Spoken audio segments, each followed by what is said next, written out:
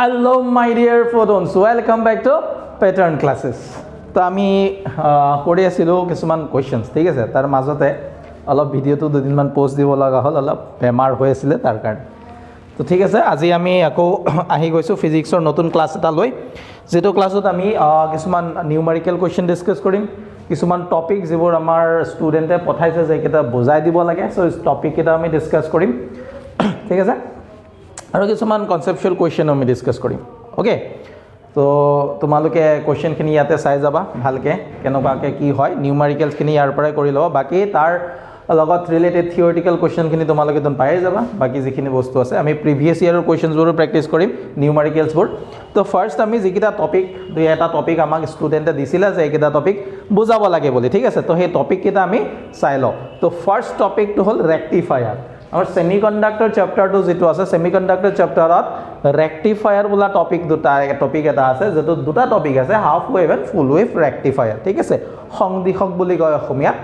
so what is a rectifier so rectifier is a device which convert AC into DC alternating current of DC current le convert কৰা যেটো device it is called a rectifier ঠিক আছে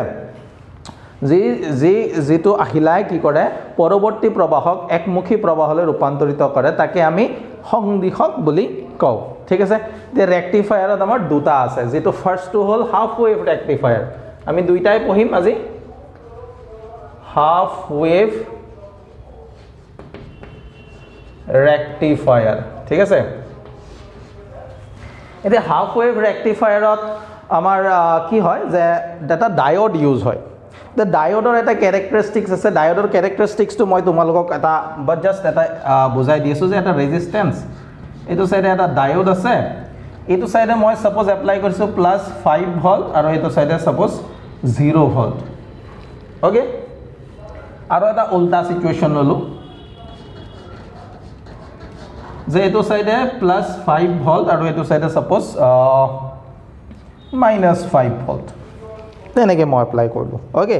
তো এতিয়া সোয়া প্রথম D1 ডায়োডৰ এই ডায়োডৰ সোয়া এটো side P আৰু এটো সাইড N জঙা সাইডটো যেটো হয় এটো এড আৰু এটো সাইড হল P এতিয়া ডায়োডৰ D1 ডায়োডৰ P সাইডে পজিটিভ ভোল্টেজ আছে আৰু N সাইডে 0 ভোল্টেজ আছে তো ইয়াৰ পৰা মই দেখা পাইছো P সাইডে ভোল্টেজটো হাই হৈ আছে হাই পটেনশিয়াল আছে এন্ড দা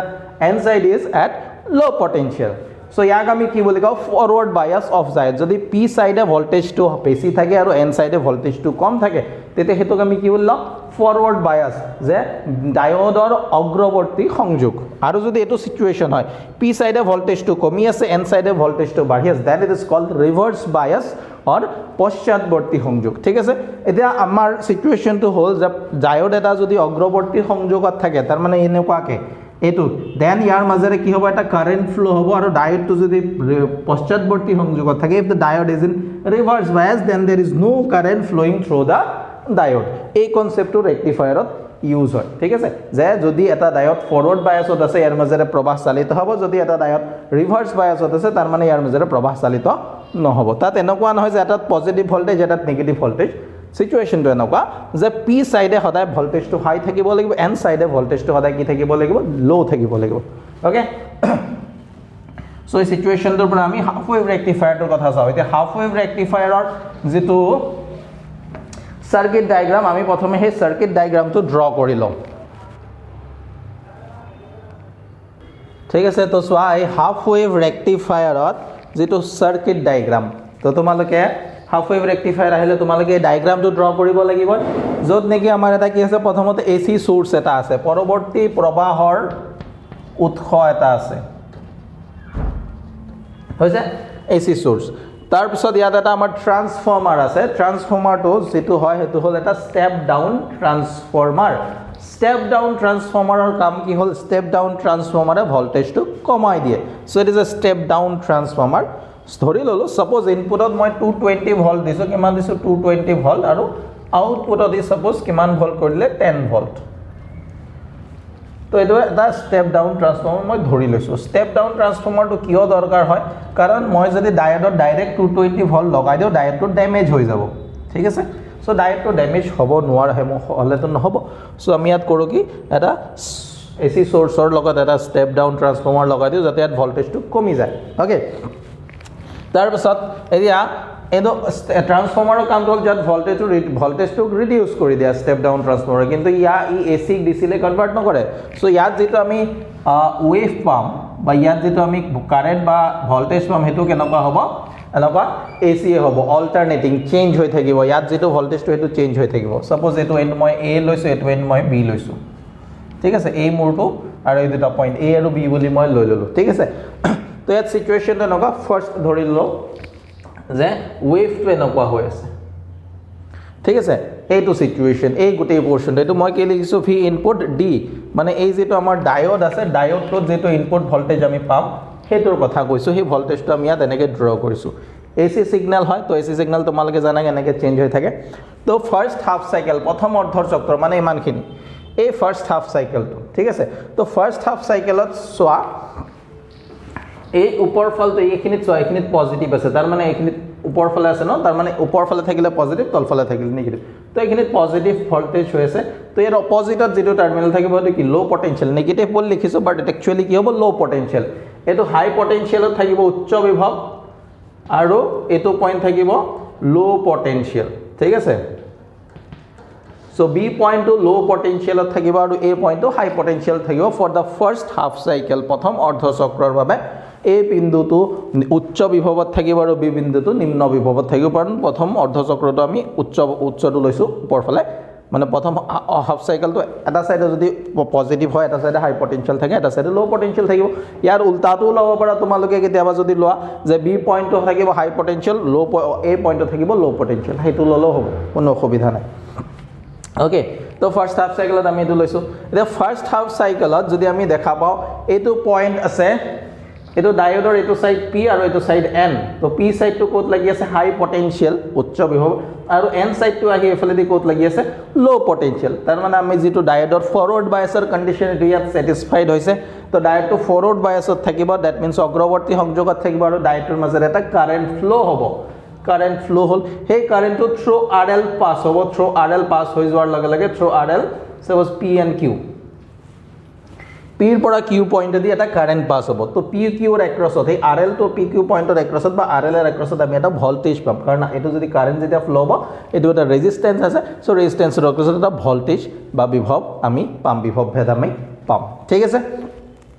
এতিয়া সেই বিভৱ ভেদটো কেনেকুৱা হ'ব চোৱা, ইয়াত ভল্টেজটো চোৱা, ইনপুটত ভল্টেজটো যেনেকুৱাকৈ চেঞ্জ হ'ব, আউটপুটত ভল্টেজটো একে চিটুৱেশ্যনত চেঞ্জ হ'ব। কিহৰ কাৰণে, কাৰণ ইনপুটত আমি যদি ভল্টেজ বঢ়াই দিওঁ তেতিয়া কাৰেণ্ট বাঢ়ি যাব। কাৰেণ্টটো বঢ়াৰ লগে লগে আৰ এলৰ এক্ৰছত যিটো ভল্টেজ ভি আউটপুট ইকুৱেলটো কিমান হ'ব আমাৰ, আই ইনটু আৰ এল। আমি যদি এই ভল্টেজটো চোৱা, 0ৰ পৰা বাঢ়ি মেক্সিমামৰ পৰা আকৌ কিমান হ'ব, 0 হ'ব। তো যেতিয়া ইয়াত ভল্টেজটো বাঢ়িব, কাৰেণ্টৰ ভেলু বাঢ়িব, কাৰেণ্টৰ ভেলু বাঢ়িলে আউটপুট ভল্টেজো বাঢ়িব। যেতিয়া আকৌ ভল্টেজটো কমি আহিব, তেতিয়া কাৰেণ্ট কমিব, আৰু কাৰেণ্ট কমাৰ লগে লগে আউটপুট ভল্টেজো কমিব, ঠিক আছে। চ' ইনপুট ভল্টেজ যেনেকুৱাকৈ চেঞ্জ হ'ব, আউটপুট ভল্টেজ একেধৰণে ছেইম ৱেত কি হ'ব, চেঞ্জ হ'ব। চ' ইনপুট ভল্টেজটো যিটো চেঞ্জ হৈছে, ইয়াতো আউটপুট ভল্টেজৰ চেঞ্জ ছেইম, ঠিক আছে। তাৰপিছত নেক্সট হাফ চাইকেল, যিটো দ্বিতীয় অৰ্ধচক্ৰ, নেক্সট হাফ চাইকেলত আমাৰ এই পইণ্টটো এতিয়া উল্টা হৈ যাব, এইটো পাম আমি। চ' ইয়াত এই পইণ্টটো হৈ যাব ল' পটেঞ্চিয়েল, আৰু এইটো পইণ্ট হৈ যাব হাই পটেঞ্চিয়েল। ডেট মিনছ এ পইণ্টটো হ'ব ল' পটেঞ্চিয়েল আৰু বি পইণ্টটো হ'ব হাই পটেঞ্চিয়েল। তো এনেকুৱাকৈ চাওঁ, ল' পটেঞ্চিয়েল যদি হয়, তাৰমানে পি চাইডে ল' পটেঞ্চিয়েল আছে আৰু এন চাইডে হাই পটেঞ্চিয়েল। পি চাইডে নিম্ন বিভৱ, এন চাইডে উচ্চ বিভৱ, ঠিক আছে। চ' এইটো চিটুৱেশ্যনত ডায়োড যিটো সেইটো কিহত আহি যাব, ৰিভাৰ্ছ বায়াছত। আৰু ৰিভাৰ্ছ বায়াছত ডায়োডৰ মাজেৰে প্ৰবাহ চালিত নহয়, কাৰেণ্ট ফ্ল' নহয়। তো কাৰেণ্ট ফ্ল' যদি নহয়, এইটো কাৰেণ্ট ফ্ল' নহ'লে আৰ এলৰ এক্ৰছত আমি ভল্টেজ পাম, কাৰেণ্ট 0, তো ভল্টেজো কিমান হ'ব, 0। চ' এই নিগেটিভ হাফ চাইকেলটোত, ঠিক আছে, এইটো পজিটিভ হাফ চাইকেল আৰু এইটো নিগেটিভ হাফ চাইকেল বুলি কৈছে। এইটো ধনাত্মক অৰ্ধচক্ৰ, এইটো ঋণাত্মক অৰ্ধচক্ৰ। চ' নিগেটিভ হাফ চাইকেলত ভল্টেজটো কিমান হৈ গ'ল, 0। অ'কে, নেক্সট আকৌ কি হ'ব, ৰিপিট হ'ব। নেক্সট আকৌ কি হ'ব, এইটো চাইড হাই পটেঞ্চিয়েল আহিব, এইটো চাইড ল' পটেঞ্চিয়েল, ডায়োডটো ফৰৱাৰ্ড বায়াছত আহিব, আৰু আৰ এলৰ এক্ৰছত আমি এটা ভল্টেজ পাম, তাৰমানে ইয়াত আকৌ আমি ভল্টেজ পাম। নেক্সট হাফ চাইকেলত আকৌ কাৰেণ্টটো ফ্ল' নহয়, ভল্টেজ আমি নাপাওঁ। তাৰপিছৰ হাফ চাইকেলত আকৌ কাৰেণ্ট ফ্ল' হ'ব, চ' ইয়াৰ এক্ৰছত আমি কি পাম, ভল্টেজ পাম। চ' এভৰি হাফ চাইকেলত আমি ভল্টেজ পাম, আৰু পজিটিভ হাফ চাইকেলকেইটাত আমি ডায়োডটোৰ মাজেৰে কাৰেণ্ট ফ্ল' হ'ব, আৰ এলৰ এক্ৰছত ভল্টেজ পাম। আৰু নিগেটিভ হাফ চাইকেলকেইটা কি, ডায়োডটোৰ মাজেৰে কাৰেণ্ট ফ্ল' নহ'ব, ভল্টেজ নাপাব, বা আনিকেও ক'ব পাৰোঁ যে ডায়োডটোৱে সেইকেইটাক ব্লক কৰি দিব, ইয়াৰ মাজেৰে পাৰ হৈ যাব নিদিয়ে ঠিক আছে সো এই ৰিজন কিটাত ভোল্টেজ হৈ গল 0 সো এটোকে চোৱা আধা ফার্স্ট হাফ সাইকেলত ভোল্টেজ আছে positive half cycle negative half সাইকেলত কারেন্ট নাই বা ভোল্টেজ নাই সেই কাৰণে এটোক হাফ ওয়েভ ৰেক্টিফায়াৰ বুলি কোৱা হয় অৰ্ধ তৰংগ সংদিশক বুলি কোৱা হয় ঠিক আছে এৰিয়াত সিচুৱেচনটো এনেকুৱা চোৱা এই যেটো আমি ইনপুট দিছো ইনপুটৰ ফ্ৰিকুৱেন্সি যদি 50 হাৰ্জ হয় ইনপুটত চোৱা এটো পইণ্টৰ পৰা গৈ ইয়াত আহি ইয়াত এটো পইণ্টলৈকে এটো যদি মই 1 আৰু এটো 2 পইণ্ট লৈছো 1 আৰু 2 এটো পইণ্টত গৈ পেলাই এটা সাইকেল কমপ্লিট হৈছে 2 পইণ্টৰ পৰা আকৌ কি হৈছে সাইকেলটো ৰিপিট হৈছে যেটা যদি চক্ৰ 1 নং বিন্দুৰ পৰা যেতিয়া 2 নং বিন্দুলৈ গৈছে এটা চক্ৰ সম্পূৰ্ণ হৈছে 2 নং বিন্দুৰ পৰা আকৌ চক্ৰটো পুনৰাবৃত্তি ঘটিছে সো ইয়াত আমি যদি চাও টাইম পিৰিয়ড যদি চাও 1 ৰ পৰা 2 লৈকে যাবলৈ যিমানখিনি টাইম লাগিব এটো হ'ব টাইম পিৰিয়ড আউটপুটত যদি চাও আউটপুটত সো ইয়াত আমাৰ পজিটিভ হাফ সাইকেল কাৰেন্টটো গল তাৰ পিছত কাৰেন্টটো 0 এটো পইণ্টৰ পৰা আকৌ কাৰেন্টটো কি হৈছে ৰিপিট হৈছে ভোল্টেজৰ ভ্যালুটো ইয়াত এই 2 নম্বৰ পইণ্টৰ পৰা ৰিপিট হৈছে ইনপুটত যেনেকুৱাকে সাইকেলটো যেতিয়াৰ পৰা আকৌ ৰিপিট হোৱা ষ্টাৰ্ট হৈছে আউটপুটতো সেম পইণ্টৰ পৰা সাইকেলটো কি হৈছে ৰিপিট হৈছে সেম টাইম ইন্টাৰভেলৰ পাছত সাইকেলবোৰ কি হোৱা দেখা গৈ আছে ৰিপিট হোৱা দেখা গৈছে চক্ৰবোৰ যিবোৰ হৈছে দ প্ৰবাহৰ দিশ বা বিভৱৰ দিশ একে সময়ৰ পাছত ইনপুটত যেতিয়া পুনৰাবৃত্তি ঘটিছে আউটপুটতো একে সময়ৰ পাছত পুনৰাবৃত্তি ঘটা দেখা গৈছে তো ইয়াৰ পৰা আমি ক'ব পাৰিম যে ইনপুটত যিমান ফ্ৰিকুৱেন্সি দিম যিমান কম্পনাংক দিম আউটপুটৰ কম্পনাংক বা ফ্ৰিকুৱেন্সিও কি হ'ব সেম হ'ব সো ইনপুট আৰু আউটপুটৰ ফ্ৰিকুৱেন্সি কি থাকে সেম থাকে in case of half wave rectifier ঠিক আছে তো এটো হৈ গল আমাৰ হাফ ওয়েভ ৰেক্টিফায়াৰ নেক্সট আমি ফুল ওয়েভ ৰেক্টিফায়াৰ তো চাও ঠিক আছে তো ফুল ওয়েভ ৰেক্টিফায়াৰ তো লৈ আমি যাও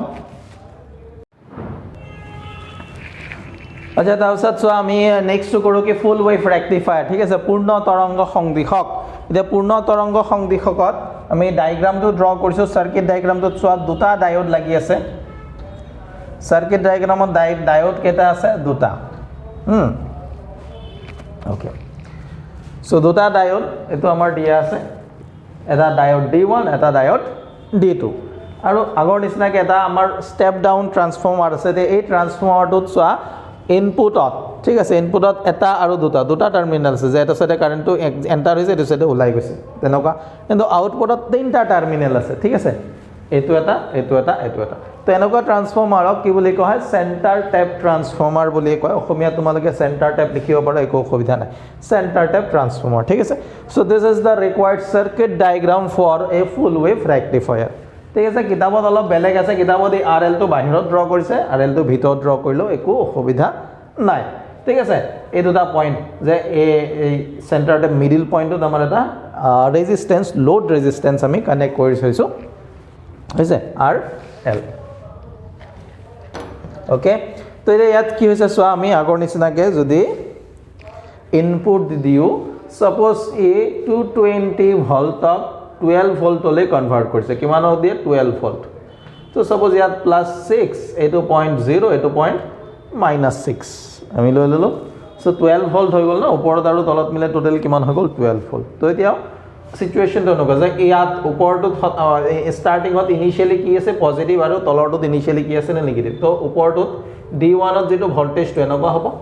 কাৰণ জিয়াটো স্টাৰ্টিংতে কি আছে প্লাস ভোল্টেজ পজিটিভ তো D1 ৰ ফালে ওপৰ ফালে থাকিব আৰু ইয়াত কি আছে স্টাৰ্টিংত নেগেটিভ তো ইয়াত ভোল্টেজটো এনেকুৱা হ'ব ধৰি পৰিছা নে কি হৈছে ইয়াত স্টাৰ্টিংত পজিটিভ টাৰ্ম পজিটিভ ভোল্টেজ বুলি লৈছে এটো পইণ্টত নেগেটিভ লৈছে সো +6 আৰু ইয়াত তলত যেহেতু আছে -6 এনেকে ড্ৰ কৰিছো ঠিক আছে so D1 input V input on across the diode D1 or across যেটো ভোল্টেজ তাৰ ডায়াগ্ৰামটো এনেকুৱা ঠিক আছে এই D2 যেটো আমাৰ আছে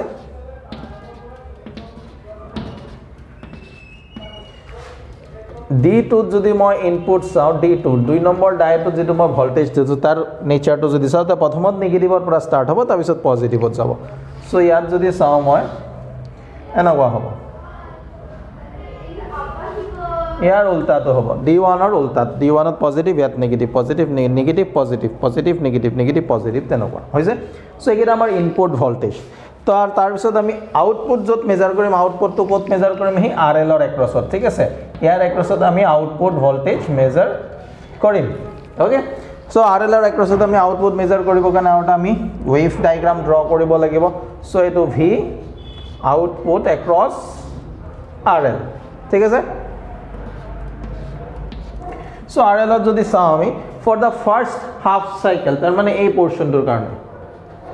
ঠিক আছে এই পোৰশনটোৰ কাৰণে যদি চাও যে D1 ডায়োডৰ P সাইডটো কানেক্ট হৈ আছে পজিটিভৰ লগত আৰু N সাইডটো কানেক্ট হৈছে যদি আমি চাও যে এটো পইণ্টত কিমান আছে 0 ভোল্ট তো N পইণ্টত আছে লো পটেনশিয়াল P পইণ্টত আছে হাই পটেনশিয়াল যে N পইণ্টত নিম্ন বিভৱ P সাইডে কি আছে উচ্চ বিভৱ তো এটো কি থাকিব ফৰৱাৰ্ড বাইসত থাকিব ফৰৱাৰ্ড বাইসত থাকা মানে কি ইয়াৰ মাজেৰে এটা কাৰেন্ট ফ্লো হ'ব I1 বলি ললো এই কাৰেন্টটো ফ্লো হৈ এই কাৰেন্টটো ইফালে কোন কাৰ মাজেৰে যাব RL ৰ মাজেৰে এই কাৰেন্টটো তলে দি কিয় না যায় কাৰণ সোয়া ইয়াত এটো সাইড কি আছে নেগেটিভ -6 ভোল্ট আছে আৰু এটো সাইডে কি আছে 0 তো N সাইডে আছে 0 ভোল্ট আৰু P সাইডে আছে -6 ভোল্ট তো P সাইডে -6 যেহেতু 0 ত কি হৰো তো P সাইডে লো পটেনশিয়াল আৰু N সাইডে হাই পটেনশিয়াল যে ইয়াত P দিশটো P অংশটো নিম্ন বিভৱত আছে আৰু N অংশটো উচ্চ বিভৱত আছে গতিকে এই ডায়োডটো এতিয়া থাকিবগে ৰিভাৰ্স বায়াসত তো প্ৰথম অৰ্ধ চক্ৰৰ বাবে ফাৰ্স্ট হাফ সাইকেলৰ বাবে D1 ফৰৱাৰ্ড বায়াসত থাকিব আৰু D2 ৰিভাৰ্স বায়াসত থাকিব সো ফাৰ্স্ট হাফ সাইকেল তাৰ মানে এই পোৰশনটোৰ কাৰণে ইয়াৰ পৰা ইয়ালৈকে এইখিনি সময়ৰ কাৰণে D1 ডায়োডৰ মাজেৰে কাৰেন্ট ফ্লো হ'ব D2ৰ মাজেৰে কাৰেন্ট ফ্লো নহয় কাৰণ D2 ৰিভাৰ্স বায়াসত থাকিব হৈছে সো এতিয়া তাৰ মানে এই কাৰেন্টটো ইয়াৰ পৰা এনেকে কাৰেন্টটো এফালে পাৰ হৈ যাব কাৰ মাজেৰে RL ৰ মাজেৰে কোৰ পৰা A ৰ পৰা B লৈ A ৰ পৰা B ডাইৰেকশনত RL ৰ মাজেৰে এটা কাৰেন্ট ফ্লো হ'ব সো তাৰ কাৰণে RL ৰ এক্ৰছত আমি এটা ভোল্টেজ পাম এতিয়া ঠিক আছে তো RL ৰ এক্ৰছত ভোল্টেজটো সাপোজ আমি এটো ললো হৈছে তো ফার্স্ট হাফ সাইকেলত আমি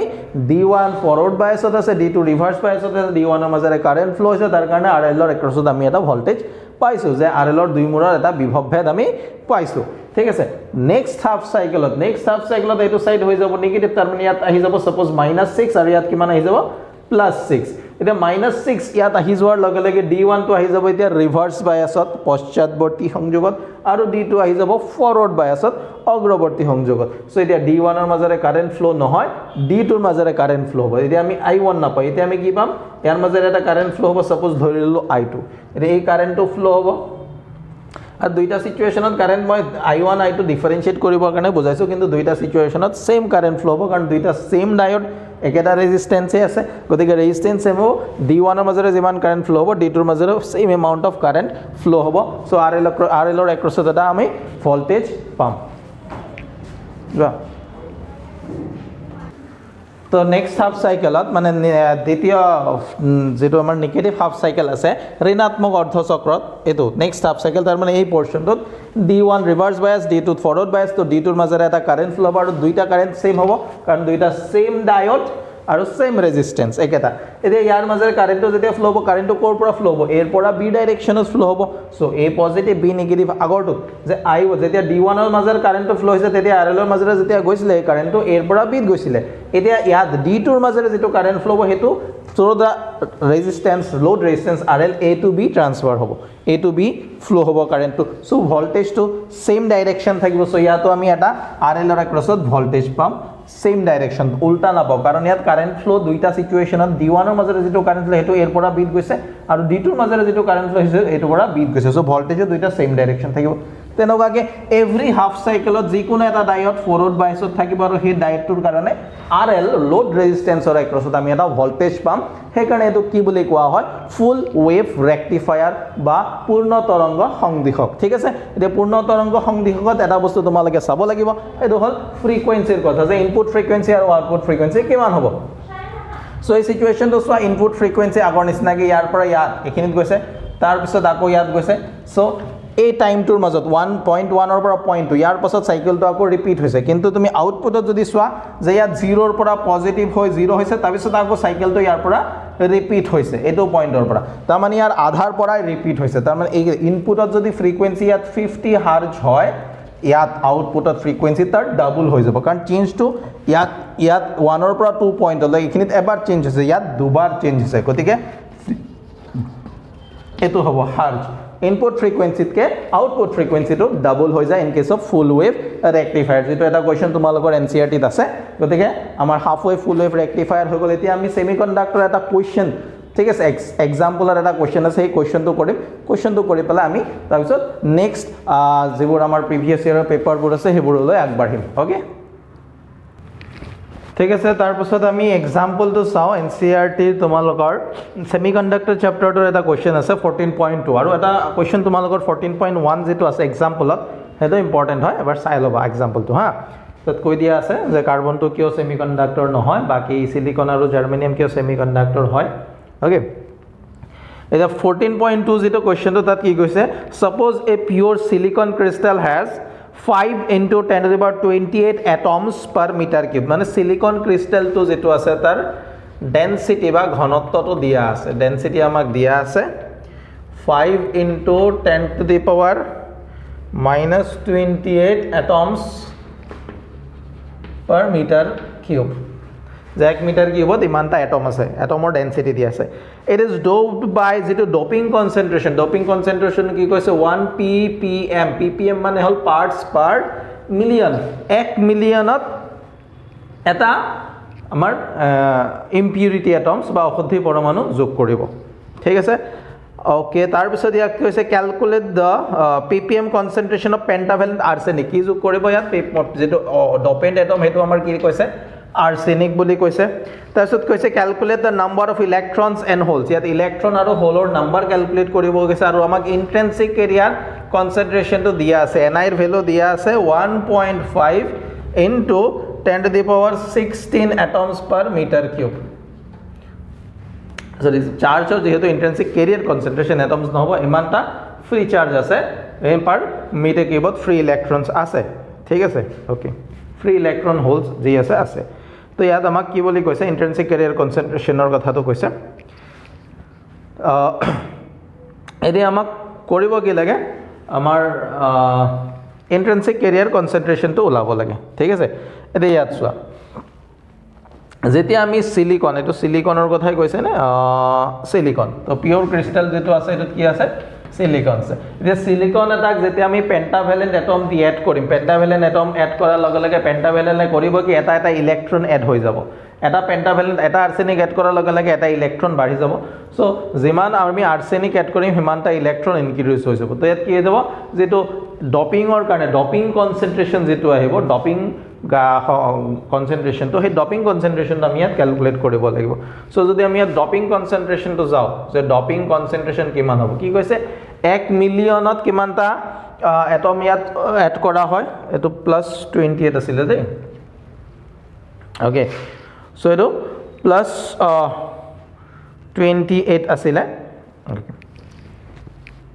তো 1 মিলিয়নত আমাৰ কিমানটা এটম এড কৰা হয় বুলি কৈছে 10 to the power 28 তাইতে 1 মিলিয়ন মানে 10 to the power 6 তো 10 to the power 6 টা যদি মই সিলিকন এটম ল তাত এটা আৰ্ছেনিক এড কৰিম এতিয়া মোক সিলিকন এটম টোটাল কেটা আছে সিলিকন এটমৰ ডেনসিটি কিমান 10 to the power এটো 25 into 10 to the power 28 atoms per meter cube so যেটো ডপিং কনসেন্ট্ৰেশন ডপিং গাঢ়তা যেটো হ'ব এটো কিমান হ'ব নাম্বাৰ অফ এটমস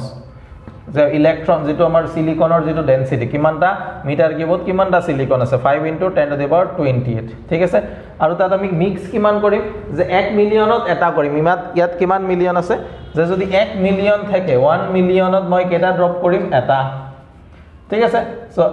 আমাৰ কাছে কিমান টোটাল নাম্বাৰ অফ এটমস কিমান আছে তো ইমান যত আমি কিমানটা এটম কৰিম তাতে আমি 1 মিলিয়ন দি ডিভাইড কৰি দিম ইয়াক যদি আমি 1 মিলিয়নে দি ডিভাইড কৰো তেতি আমাৰ কি হ'ব ডপিং কনসেন্ট্ৰেশন তো 10 to the power 6 A the divide কৰাৰ লগে লগে এটো হৈ যাব 5 into 10 to the power 22 এটো হ'ব ডপিং কনসেন্ট্ৰেশন ঠিক আছে এতিয়া চোৱা ইন্ট্ৰিনসিক কনসেন্ট্ৰেশন যেতি আছে যেহেতু এটো এটা এন টাইপ সেমিকন্ডাক্টৰ হৈ যাব আৰ্ছেনিক এড কৰাৰ লগে লগে কি হৈ যাব এটা এন টাইপ সেমিকন্ডাক্টৰ এতে এন টাইপত আমি জানো যে electron density is greater than hole density ইলেক্ট্ৰনৰ ডেনসিটি তো হোল ডেনসিটিতকৈ কি হ'ব বেছি হ'ব ঠিক আছে সো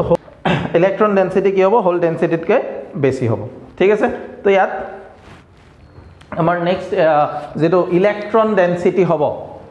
তো ইলেক্ট্ৰন ডেনসিটিটো কি হ'ব লাগিছিল চোৱা ইন্ট্ৰিনসিক আগৰ পৰা ইমানখিনি ইলেক্ট্ৰন ফ্ৰী ইলেক্ট্ৰনছ আছিল ইন্ট্ৰিনসিক কেৰিয়াৰ কনসেন্ট্ৰেশন যেটো হয় এতিয়া তাৰ পিছত আমি আকৌ ইমানখিনি ডোপ কৰিছো তো ইমানটা এক্সট্ৰা ইলেক্ট্ৰন এড হৈ গল তো এটোৰ লগত এটো এড হ'ব লাগিছিল ঠিক আছে কিন্তু সোয়া যদি নাম্বার কিটা আমি কম্পেয়ার করি ইয়াত 10 to the power 16 আছে ইয়াত 10 to the power 22 তো ইয়াৰ তুলনাত এই নাম্বাৰটো বহুত বেছি হয় সেইকাৰণে ইয়াত ইলেক্ট্ৰন ডেন্সিটি একচুৱেলি হ'ব লাগিছিল যে ইন্ট্ৰিনসিক কেৰিয়াৰ কনসেন্ট্ৰেশন প্লাস ডপিং কনসেন্ট্ৰেশন ঠিক আছে যেহেতু ডপিং কনসেন্ট্ৰেশনৰ তুলনাত ইলেক্ট্ৰন ডেন্সিটিটো ইলেক্ট্ৰনৰ যেটো ইন্ট্ৰিনসিক কেৰিয়াৰ কনসেন্ট্ৰেশন যেটো হেতু খুব সৰু গতিকে ইয়াত ইলেক্ট্ৰন ডেন্সিটিটো এপ্ৰক্সিমেটলি কাৰ সমান লোৱা হয় ডপিং কনসেন্ট্ৰেশনৰ সমান লোৱা হয় যত ডপিং কনসেন্ট্ৰেশন আমাৰ কিমান আছে 5 * 10 to the power 5 * 10 to the power 22 ঠিক আছে তো বাকি নেক্সট আমাৰ থাকিল হোল কনসেন্ট্ৰেশন হোলৰ কনসেন্ট্ৰেশন আমি ওলাব লাগে তো হোলৰ কনসেন্ট্ৰেশন আমি ইয়াত কেনেকৈ ওলাম আমাৰ যেটো ফৰ্মুলা আছে Ne into NH equal to Ni so ইয়াত NH equal to কি হ'ব Ni by Ne ঠিক আছে এই Ni Ne দি ডিভাইড কৰিলে হেতু কি দিব আমাক হোল কনসেন্ট্ৰেশন দিব ঠিক আছে তো এনেকুৱাকে আমি হোলৰ কনসেন্ট্ৰেশনটো ক্যালকুলেট কৰিব পাৰিম ঠিক আছে তো হোলৰ কনসেন্ট্ৰেশন আমি এনে ক্যালকুলেট কৰিম এতিয়া সোয়া এটো কি বুলি কৈছে সিলিকনক আমি আৰ্ছেনিক দি ডোপ কৰিছো এতিয়া সিলিকনক যদি এলুমিনিয়ামে দি ডোপ কৰা কয় তেতিয়া আমাৰ কি হ'ব পেন্টাভেলেন্ট পি টাইপ সেমিকন্ডাক্টৰ হৈ যাব তেতিয়া কি হ'ব NH বেছি হ'ব আৰু Ne কম হ'ব সেই সিচুৱেচন আমি প্ৰথমে NH = কি লিখিম ডপিং কনসেন্ট্ৰেশনৰ সমান লিখিম আৰু তাৰ পৰা আমি কি উলাম Ne ইয়াৰ পৰা NH হ'ব আৰু এটোত আমি কি উলাম Ne উলাম ঠিক আছে যদি এটো ট্ৰাইভেলেন্ট দি ডপ কৰি তো NH = ND হ'ব আৰু আমি এইটো ফৰ্মুলা ইউজ কৰি পেলাই Ne ক্যালকুলেট কৰিম আচ্ছা ইয়াত এটো Ne স্কয়াৰ হ'ব দেই Ni square Ne into NH is equal to Ni square electron concentration whole concentration equal to intrinsic carrier concentration square গতিকে এটো ফৰ্মুলা ইউজ কৰি পেলাই আমি আনসাৰটো ওলাম হৈছে ওকে তো তাৰ পাছত আমি এতিয়া 2023 ৰ কোৱেশ্চন পেপাৰটো লৈ যাও ঠিক আছে তো এতিয়া আমি 2023 যিকিটা যেটো পেপাৰ আছিল সেই পেপাৰটোৰ নিউমেৰিকেলছ বোৰ অলপ চাও ঠিক আছে 2 মাৰ্কছৰ কোৱেশ্চনৰ পৰা আমি স্টাৰ্ট কৰো 2 মাৰ্কছৰ যেটো কোৱেশ্চন আছে তাৰে ফাৰ্স্ট কোৱেশ্চনটো নিউমেৰিকেল নহয় যদি এটা সৰু কোৱেশ্চন তা হয় যেটো আমি জানো মই এবাৰ কৈ দিও ৰিপিট কৰি দিও what is da SI unit of electric field যে বিদ্যুৎ ক্ষেত্ৰৰ SI হেতু আমি জানো নিউটন পাৰ কুলম এতিয়া তাৰ লগত আৰু এটা কোৱেশ্চন আছে হেতু কাৰণে মই কৈছো what is da alternate unit of write an alternate unit of it if any যদি আন কোনো এক একক আছে তেন্তে হেতু লিখা তো ইলেক্ট্ৰিক ফিল্ডৰ এটা SI ইউনিট হল আমাৰ নিউটন পাৰ কুলম আৰু এটা অল্টাৰনেটিভ ইউনিট আছে যেটো হল ভোল্ট পাৰ মিটাৰ যেটো আমাৰ ৰিলেশন পাই আছে E V V/D এই ৰিলেশনটোৰ পৰা আমাৰ আহিছে relation between electric field and electric potential বিদ্যুৎ ক্ষেত্ৰ আৰু বৈদ্যুতিক বিভৱৰ মাজৰ যেটো সম্পৰ্ক ঠিক আছে হেতৰ পৰা এতিয়া তোমালোকে যদি চোৱা ইয়াত ফাৰ্স্ট কোৱেশ্চনটো আমাৰ 2 এৰ যেটো সেকেন্ড কোৱেশ্চনটো আছে 2A2 এটো এটা একদম ইজি एग्जांपल দিয়া আছে যেটো দিয়া আছে কি calculate the force between two small charge sphere having charge of plus 1.1 into 10 to the power minus 7 coulomb and minus 1 into 10 to the power minus 7 coulomb যে দুটা চার্জ আছে এটা হল 1 plus 1 into 10 to the power minus 7 coulomb আৰু এটা হল q2 is equal to minus 1 into 10 to the power minus 7 coulomb placed 30 centimeter apart তো হেতৰ মাজৰ distance দিয়া আছে 30 centimeter in air তো এয়াৰত প্লেস কৰিছে বুলি কৈছে এটা হেতৰ মাজৰ যেটো ফোৰ্স হ'ব calculate the force between the charges এটো ক্যালকুলেট কৰিব কৈছে তো তোমালোকে এটা পজিটিভ চাৰ্জ এটা নেগেটিভ চাৰ্জ তো এটা এন্টক এট্ৰাক্ট কৰিব তো ফোৰ্সটো আমি কুলম্বস ফোৰ্সৰ যেটো example 1/4 pi absolute not q1 q2 by r2 ঠিক আছে আমি r2 সেন্টিমিটাৰ পৰা মিটাৰ লৈ যাব লাগিব মিটাৰ লৈ হ'ব 0.3 metre so 1/4 pi absolute not or যেহেতু এয়াৰ বুলি কৈছে এটো absolute not হ'ব যাৰ ভ্যালু আমি জানো 9 into 10 to the power 9 into charge কিটাৰ value আমাৰ এটা আছে 10 to the power plus 7 minus 7 আৰু এটা 10 to the power minus 7 1 কিটা নিলিখিলে হ'ব 10 to the power minus 7 10 to the power minus 7 distance হল 0.3 তো 0.3 স্কয়াৰ তো এতিয়া তোমালোকে এটো কৰিব পাৰিবা ঠিক আছে এটো আনসাৰ এটো 3 স্কয়াৰ কৰিলে এটো 0.09 আহিব তো 99 ইয়াত ক্যান্সেল যাব মাইনাস ইয়াত আনসাৰটো 10 to the power minus something কিবা এটা ওলাব ঠিক আছে তো এটো তোমালোকে কৰিবা 10 to the power minus 3 ওলাব সাগে ইমান নিউটন যেহেতু ফোর্স ওলাব দিছে এটো নিউটন তো এই ক্যালকুলেশন খিনি তোমালোকে কৰিবা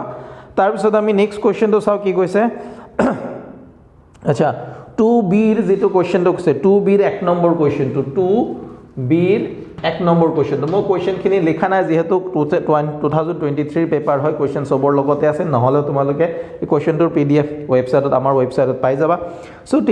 টু বিৰ ওয়ান কোৱেশ্চনটো কি কৈছে name the two forces with their nature acting between the two protons যে দুটা প্ৰটনৰ মাজত এক্ট কৰি থকা দুটা প্ৰটনৰ মাজত ক্ৰিয়া কৰি থকা বলৰ নাম বল যেটো বলে ক্ৰিয়া কৰি থাকে এই বলটোৰ নাম কৈছে এটা হল ষ্ট্ৰং নিউক্লিয়াৰ ফোৰ্স বা নিউক্লিয়াৰ বল হে নিউক্লিয়াৰ বলৰ যদি আমি দুটা নিউক্লিয়াৰ ফোৰ্সৰ যদি আমি দুটা প্ৰপাৰ্টিজ লিখিব লাগে নেচাৰ লিখিব লাগে তো নেচাৰটো ফাৰ্স্ট হ'ব nuclear force is a short range force short range বহুত বেছি দূৰলৈকে কাম নকৰে ঠিক আছে নিউক্লিয়াৰ ফোৰ্স 1 ফাৰ্মিৰ পৰা 2 ফাৰ্মিৰ পৰা 3 ফাৰ্মিলৈকে কাম কৰে ঠিক আছে তাৰ পিছত আৰু এটা নেচাৰ কি হ'ব it is independent of the nature of the charge particles যে যিবোৰ আধানৰ মাজত ই ক্ৰিয়া কৰি আছে যিবোৰ কণাৰ মাজত ক্ৰিয়া কৰি আছে নিউক্লিয়াৰ বল সেই কণাবোৰৰ আধানৰ ওপৰত নিৰ্ভৰশীল নহয় আধান মানে ধনাত্মক ঋণাত্মক তেনেকুৱা নহয় তাৰ মানে দুটা প্ৰটনৰ মাজত যেনেকুৱা হ'ব যিমান ফোৰ্স এক্ট কৰিব এটা প্ৰটন এটা নিউট্ৰনৰ মাজত সেম ফোৰ্স এক্ট কৰিব এটা নিউট্ৰনৰ মাজতো সেম ফোৰ্স এক্ট কৰিব প্ৰটনৰ মাজত ফোৰ্স প্ৰটন নিউট্ৰনৰ মাজত ফোৰ্স নিউট্ৰনৰ মাজত ফোৰ্স সদায় কি হ'ব সেম হ'ব সো প্ৰটন দুইটা পজিটিভ এটা প্ৰটনটো পজিটিভ নিউট্ৰনটো নিউট্ৰেল নিউট্ৰনৰ কোনো ধৰণৰ চাৰ্জ নাথাকে তো ইহঁতৰ আধানৰ ওপৰত নিৰ্ভৰশীল নহয় কণাবোৰৰ আধানৰ ওপৰত নিৰ্ভৰশীল নহয় হেতু হল দুটা ক্যাৰেক্টাৰ ঠিক আছে তাৰ পিছৰ তাৰ লগতে এটা কোৱেশ্চন দিছে 2b ৰ যেটো 2 নম্বৰ কোৱেশ্চনটো আছে তাত কি কৈছে find out da incorrect options from the following তো ইনকাৰেক্ট অপশনটো ওলাব গৈছে তো ফাৰ্স্ট অপশনটো আমাৰ ইনকাৰেক্ট হ'ব কি কৈছে inside a conductor electrostatic field can never be zero তো আমি যদি সেকেন্ড চ্যাপ্টাৰটো পঢ়িছো তাত আমি পাম যে যেতিয়া আমি এটা কন্ডাক্টৰ ইলেক্ট্ৰিক ফিল্ডত প্লেস কৰো তাৰ ভিতৰত ইলেক্ট্ৰিক ফিল্ড সদায় কিমান হয় জিৰো হয় ঠিক আছে তো প্ৰথম স্টেটমেন্টটো ইনকাৰেক্ট হ'ব ইয়াত কৈছে জিৰো হ'ব নোৱাৰে বুলি ঠিক আছে আৰু দ্বিতীয় স্টেটমেন্টটো কাৰেক্ট হয় থাৰ্ড স্টেটমেন্টটো কাৰেক্ট হয় তোমালোকে স্টেটমেন্ট কিটা পঢ়ি লবা তাৰপিছত 2c নম্বৰ কোৱেশ্চনত আমাক কি কৈছে কিৰচফছ ল দুটা ডিফাইন কৰিব কৈছে কিৰচফছ কাৰেন্ট ল কিৰচফছ ভোল্টেজ ল যেটো তোমালোকে জানা এটা হল summation of I equal to 0 এটা summation of V equal to 0 বা summation of E minus IR equal to 0 এই কিটা স্টেটমেন্ট কিটা লিখিব লাগে এটা কিৰচফছ কাৰেন্ট ল এটা কিৰচফছ ভোল্টেজ ল বা কিৰচফছ লুপ ল বুলি কোৱা হয় সো কিটা তোমালোকে জানা পাৰিবা তাৰপিছত পটেনশিওমিটাৰ কোৱেশ্চন আছে যেটো তোমালোকৰ এবাৰ নাই তাৰ পিছত তোমালোকৰ যদি নিউমেৰিকেল আমি চাবলৈ যাও 2 ই নম্বৰত এটা নিউমেৰিকেল আছে 2 ই ঠিক আছে বাকি আগৰ দুটা থিওৰিটিকেল কোৱেশ্চন আছে তো থিওৰিটিকেল কোৱেশ্চন কাৰণে মই কিটা কৰা নাই ডিৰাইভেশন হা মই আজি নিউমেৰিকেলছ কিনিহে কৰি আছো তো ডিৰাইভেশনত আজি মই যোৱা নাই 2 ইৰ এক নম্বৰ কোৱেশ্চনটো একদম ইজি কোৱেশ্চন দিছে find da value of mu naught by 4 pi তো mu naught by 4 pi ভ্যালুটো আমাক গোলাব লাগে আমি জানো mu naught ইকুয়াল টু কিমান হয় mu naught equal to 4 pi into 10 to the power minus 7 গতিকে mu naught by 4 pi এর ভ্যালু কিমান হ'ব 10 to the power minus 7 আচ্ছা ইয়াৰ ইউনিট ওলাব লাগে ইয়াৰ ইউনিট কিমান হ'ব ইয়াৰ ইউনিট যদি তোমালোকে mu naught ৰ যেটো ইউনিট হ'ব হেতুৱে কি হ'ব mu naught by 4 pi unit কাৰণ 4 pi কি হয় না dimensionless quantity dimensionless unitless quantity এটা নাম্বার তো mu naught ৰ ইউনিট আমাৰ কি আছিল tesla metre square per ampere tesla meter per ampere meter square है tesla meter per ampere আসলে सके और exact tesla ideal sin theta by r square no tesla meter per ampere এটো হল mu naught by 4 pi unit তাৰ পিছৰ যেটো 2 number question তো কৈছে 2 ইৰ 2 নম্বৰ কোৱেশ্চন তো এটো এটা নিউমেৰিকেল কোৱেশ্চন হেতু আমি এটা formula magnet moving charge and magnetism মাৰ যেটো ফৰ্মুলা তাৰ ওপৰত এপ্লাই হৈছে কি কৈছে The current of 0.4 ampere is flowing through a coil of radius 8 cm having terms 100 terms 100 তো এনেকা এটা coil আছে যাৰ radius আমাক দিয়া আছে 0.8 meter 8 cm sorry 0.8 cm আৰু ইয়াৰ মাজৰে 40 ampere current flow হৈছে 40 নহয় 0.40 ampere current flow হৈছে the total number of turns কিমান আছে 100 okay তো ইয়াৰ কুণ্ডলীটোৰ কেন্দ্ৰত চুম্বক ক্ষেত্ৰ নিৰ্ণয় কৰা find da magnetic field at it's centre তো সেন্টাৰত ম্যাগনেটিক ফিল্ডৰ ফৰ্মুলা আমি জানিব লাগিব mu naught I by twice r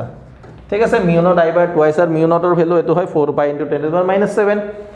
I এর ভ্যালু আমাক দিয়া আছে 2 আৰু r ৰ ভ্যালু আমাক দিয়া আছে ঠিক আছে এতিয়া এটো এটা টাৰ্ণৰ কাৰণে যেহেতু ইয়াত নাম্বাৰ অফ টাৰ্নস 100 দিয়া আছে তো 100 মাল্টিপ্লাই হ'ব ইয়াত হ'ব 100 মিউ নটৰ ভ্যালু 4 পাই ইনটু 10 টু দি পাৱাৰ -7 কাৰেন্টৰ ভ্যালু 0.40 এম্পিয়াৰ 2 ইনটু ৰেডিয়াছৰ ভ্যালু হৈ যাব 0. এটো যেহেতু সেন্টিমিটাৰত দিয়া আছে তো মিটাৰত হলে কিমান হ'ব 0.8 into 10 to the power -2 metre ঠিক আছে তো এইখিনি ভ্যালু পুট কৰিলে ইমান টেসলা তো টেসলা বলে লিখি দিলো ইউনিট লিখিব নালাগে এটো ক্যালকুলেশন কৰি তোমালোকে হেলুখিনি লিখিবা ঠিক আছে এটো দি এটো কাটিলে দুবাৰ যাব 2 দিয়া কাটিলে 0.4 হ'ব পাই এটা থাকি যাব তো বাকি এফালে pi by 0.4 into 10 to the power এটো -7 ও 0.4 দি 0.4 দি 0.4 ক্যান্সেল যাবই তো এটো ক্যান্সেল গৈছে গল ডাইরেক্ট এটো 10 to the power 2 10 to the power 2 into 10 to the power -7 into 8 10 to the power 2 2 পট গলে 10 to the power +2 হৈ যাব তো +2 + 2 +4 হৈ গলে তো आंसर হৈ যাব 10 to the -3 টেসলা ঠিক আছে তো এটো आंसर আহি গল আমাৰ তো তোমালোকৰ কি হয় যিমান তোমালোকৰ প্ৰথম কথা হ'ল যে এটা ভাল মাৰ্কস এগ্ৰি কৰিবৰ কাৰণে তোমাৰ যিমান ডেফিনিশন আছে আৰু তাৰ লগত ৰিলেটেড যিমান ফৰ্মুলাস বোৰ আছে ন এনেকুৱা যেনেকৈ ফৰ্মুলাবোৰ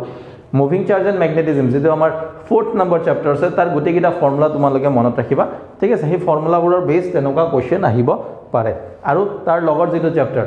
আমাৰ ইলেক্ট্ৰোম্যাগনেটিক ইন্ডাকশন তাত যিকিটা আমাৰ ফৰ্মুলা আছে যে সেলফ ইন্ডাক্টেন্সৰ ফৰ্মুলা যেটো কি mutual inductance of self inductance of a long solenoid mutual inductance of two long coaxial solenoid তাৰপিছত induced emf ৰ যেকিটা ফৰ্মুলা আছে E induced is equal to d phi by dt E induced is equal to minus L into d phi by dt di by dt E induced is equal to minus m into di by dt তাৰপিছত motionally emf ৰ কাৰণে E is equal to blv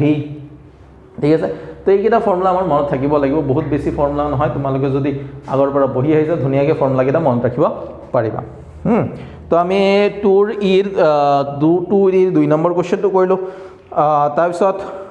2 f ৰ যেটো ফাৰ্স্টটো আছে এটো এটা আমাৰ motional emf ৰ যেটো এক্সপ্ৰেছন E = blv মই মাত্ৰ কলো সেই ফৰ্মুলাটো প্ৰুফ কৰিব দিছে যেটো তোমালোকৰ পঢ়িছা ঠিক আছে তো ইমান ডেৰিভেশন বোৰ মই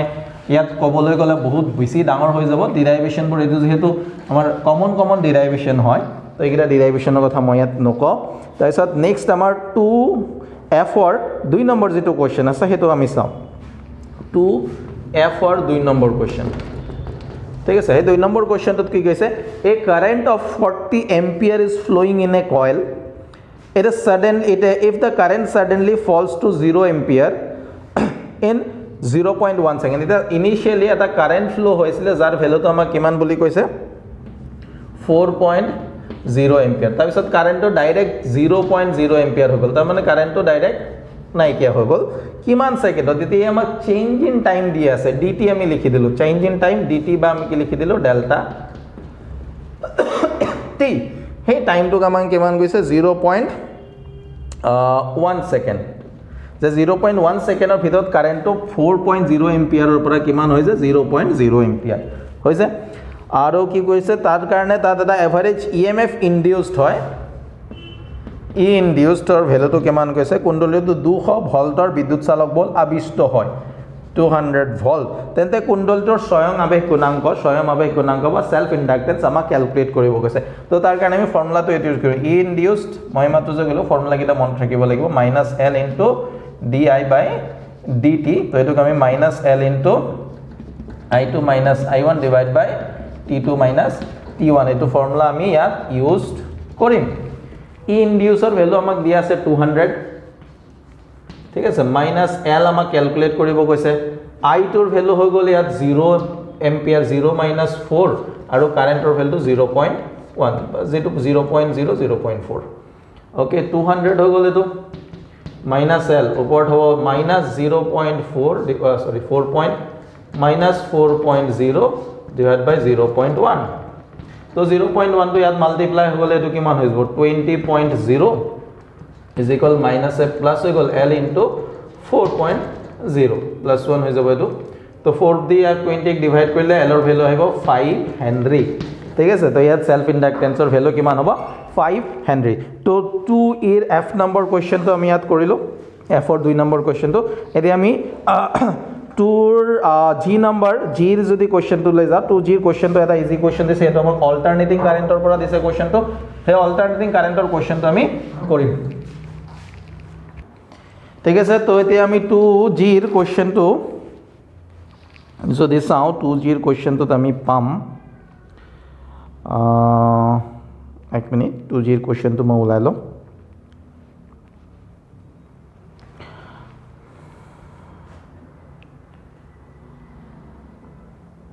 Okay, to 2G number question to zeto ase to question to fill in the blanks koise the threshold line voltage of 220 volt is an dash value with a value with a peak voltage of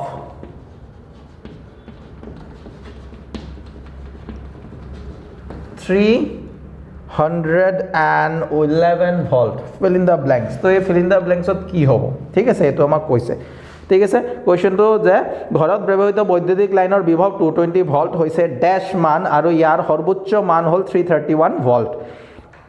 ঠিক আছে তো 331 volt তো আমাক লাগে তো 331 ভোল্টৰ 220 volt তো কি হয় তো ইয়াত আমাৰ দুটা সিচুৱেচন আছে ঠিক আছে আৰু তোমালোকে মন ৰাখে আমি ঘৰত এনেকে যদি 220 ভোল্ট লিখা থাকে হেতু সদায় কি থাকে আরএমএস ভ্যালু ঠিক আছে এটা তোমালোকে আমি আইআরএমএস যদি চাও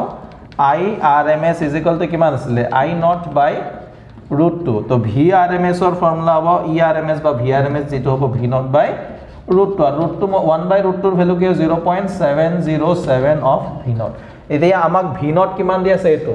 পিক ভ্যালু হেতু কি দি সৰ্বোচ্চ মানটো কি হয় V0 এতিয়া V0 ৰ লগত যদি মই 707 মাল্টিপ্লাই কৰো কিমান আহিব 311 ৰ লগত যদি মই 707 মাল্টিপ্লাই কৰো 721 07721 তো 77891 আৰু যেহেতু এটো পয়েন্ট থাকিব তিনটা ডেসিমাল আহিব তো এটো এপ্ৰক্সিমেটলি কাৰ সমান হৈছে 220 ভোল্ট ঠিক আছে 219.8 ভোল্ট তো এটো এপ্ৰক্সিমেটলি কিমান হ'ব 220 ভোল্ট তাৰ মানে ইয়াৰ এটো যদি V0 হয় তাৰ পিক ভ্যালু V0 যদি 331 হল তাৰ RMS ভ্যালু কিমান হ'ব RMS ভ্যালু হৈ যাব ইয়াত যদি মই 331 লিখো তো RMS ভ্যালু হ'ব 220 ভোল্ট তাৰ মানে এই যেটো টোটাল এটো কি হৈছে RMS value of the peak voltage of 311 volt. So, RMS value hobo. ঠিক আছে তাৰ পিছত PVR ৰ মাজত ৰিলেচনটো ওলাবছে তো পাৱাৰ ইজ ইকুয়াল টু আমি এটো ফৰ্মুলা ইউজ কৰিব পাৰো তোমালোকে যেটো জানা যে পাৱাৰ ইজ ইকুয়াল টু কিমান হয় হিট প্ৰডিউসেস বাই টাইম এতে হিটৰ ফৰ্মুলা হল I² RT বাই T তো TT ক্যান্সেল হ'ল বা I² R লিখি আমি V² by IV into T IV into T by T तो 2T cancel हो P equal to किमान हो I into V अच्छा R और লগত যদি রিলেশন লাগে তো আমি R থকা হিটত আমি R থকা হিটৰ কাৰণে যেটো R থকা ফৰ্মুলা আছে এটো ফৰ্মুলা কি আছিল I² R বা V² by R into T by T heat by time তো হিটৰ মান হল V² by R into T তো TT cancel গল ইয়াত P equal to কিমান থাকিব V² by R 1 মাৰ্কসৰ কাৰণে দিছে তো আমি সিম্পল এনেকে কৰি থলো হৈ যাব ঠিক আছে তাৰ পিছৰ 2G ৰ H নম্বৰ যেটো কোৱেশ্চনটো কৈছে হেতু আমাৰ কিহৰ ওপৰত কৈছে যে ৰিয়েল ডেপথ এণ্ড এপাৰেন্ট ডেপথ প্ৰকৃত গভীৰতা আৰু আপত গভীৰতাৰ ওপৰত যে আমাৰ তাত এটা কন্টেইনাৰ আছে কন্টেইনাৰটোৰ ভিতৰত ওয়াটাৰ আছে বা যিকোনো এটা সাবস্টেন্স আছে ওয়াটাৰ বুলি কৈছে তো ওয়াটাৰ আছে ওয়াটাৰটোৰ হাইট কিমান হাইটত ওয়াটাৰ আছে 12.5 সেন্টিমিটাৰ ঠিক আছে এতিয়া ইয়াত এটা যিকোনো এটা অবজেক্ট থৈ দিছে ইয়াৰ তলত একদম বটমত ঠিক আছে তলত অবজেক্টটো এতিয়া কিমান হাইটত দেখা গৈ আছে মাইক্ৰোস্কোপৰ পৰা মেজাৰ্ড বাই 9.4 সেন্টিমিটাৰ তাৰ মানে ইয়াৰ পৰা কিমান ডিসটেন্স আছে 9.4 সেন্টিমিটাৰ যদি O পয়েন্টত এটা অবজেক্ট ৰাখিছো ইয়াৰ ইমেজটো O ডেশত দেখা গৈছে ঠিক আছে 9.4 সেন্টিমিটাৰ তো এইটোক আমি কও প্ৰকৃত গভীৰতা এটোক আমি কি বুলি কও আপত গভীৰতা ৰিয়েল ডেপথ এণ্ড এপাৰেন্ট ডেপথ তো এই দুটাৰ যেটো ৰেশিও হেতুক আমি কি বুলি কম ৰিয়েল ডেপথ বাই এপাৰেন্ট ডেপথ যেটো আমি ৰেশিও পাম সেই ৰেশিওটোক আমি কি বুলি কম ৰিফ্ৰেক্টিভ ইনডেক্স তো ওয়াটাৰৰ যদি ৰিফ্ৰেক্টিভ ইনডেক্স μ = ৰিয়েল ডেপথ বাই এপাৰেন্ট ডেপথ প্ৰকৃত গভীৰতা বাই আপৰ 12.5 ডিভাইড বাই 9.4 এইটো ৰেশিও ওলাই দিলে আমাৰ আনসাৰটো ওলাই যাব ঠিক আছে তাৰ পিছত draw a ray diagram to make someone understand how a virtual and many times magnified image of an object is formed in a compound microscope তো compound microscope ray diagram draw কৰিব যে যেহেতু compound microscope তো আহিছে তো তোমালোকে এবাৰ compound microscope যেটো magnification ফৰ্মুলা সেটো চাই যাবা আৰু টেলিস্কোপৰ ৰে ডায়াগ্ৰাম চাই যাবা যেটো তোমালোকৰ কাৰণে এবাৰ ইম্পৰ্টেন্ট হয় টেলিস্কোপৰ ৰে ডায়াগ্ৰাম তাৰ পিছত আমাৰ টুৰ যে নম্বৰ যেটো কোৱেশ্চন আছে এটো ফিল ইন দা ব্ল্যাঙ্কস তো তোমালোকে জানিবা যে Lyman series is in dash region Lyman যেটো শ্ৰেণী ৰেখাবোৰ কোনটো অঞ্চলত থাকে তো লেমেন সিৰিজ আমি জানো আল্ট্ৰা ভায়োলেট ৰিজনত থাকে আৰু পাসেন আৰু বামাৰ সিৰিজটো ভিজিবলত থাকে বামাৰ সিরিজ ভিজিবল পাসেন ব্র্যাকেট যেটা সিরিজ আছে হেতু ক'ত থাকে ইনফ্রারেড রিজনত থাকে ঠিক আছে তো ফিল ইন দা ব্ল্যাঙ্কস তো তোমালোকে হেতু পাৰিবা তাৰপিছত 2J ৰ যেটো 2 নম্বৰ কোৱেশ্চনটো কৈছে কোনটো চোৱাচোন 2J ৰ 2 নম্বৰ কোৱেশ্চন তো এটো অলপ আমি চাব লাগিব যে কোৱেশ্চনটো কৈছে কি কোৱেশ্চনটো কি কৈছে explain in brief the type of energy states of N electron above E = 0 যে E = 0 তকৈ অধিক শক্তিৰ এটা ইলেক্ট্ৰনৰ শক্তি স্তৰৰ প্ৰকৃতিৰ বিষয়ে চমুকে ব্যাখ্যা কৰা এতিয়া চোৱা ইলেক্ট্ৰন এটাৰ এনাৰ্জি যদি 0 হৈ গৈছে ইলেক্ট্ৰন এটা 0 এনাৰ্জি 0 হৈ গৈছে তোমালোকে এটো বস্তু অলপ ভালকে চাবা যে ইলেক্ট্ৰন এটা যদি হাইড্ৰোজেন এটম আমি এটা এটম লৈছো হাইড্ৰোজেন এটম ফার্স্ট অরবিটত আছে n = কিমান আছে ফার্স্ট অরবিটত যদি ইলেক্ট্রন এটা আছে তার এনার্জি কিমান হয় E =